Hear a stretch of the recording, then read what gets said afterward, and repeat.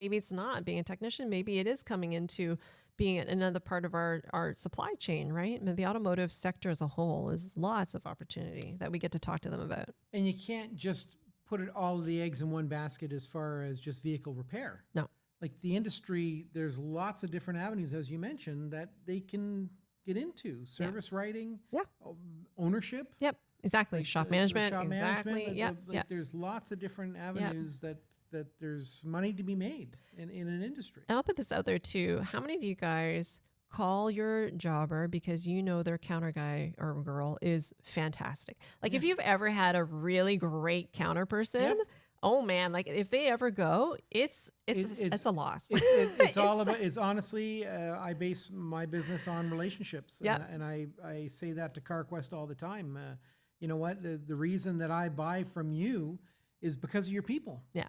Like, and the reason I bought from Napa prior to CarQuest was because of the people. Right. It was the relationships we built. And all it takes is one individual to dash that. Yeah. And guess what? I'll start picking up the phone and calling someone else. Right. Right. Yeah. So, but in today's day and age, a lot of our purchases are made online through our direct Techmetric system. Right. That allows us to just click, drag, and drop, and everything's there, and they pick and they sort and they ship right away, and it's seamless. It's very, very good. But not to say we don't still have relationships at you still have it. Yeah, because guess what? At Techmetric, you still are choosing where you're purchasing from.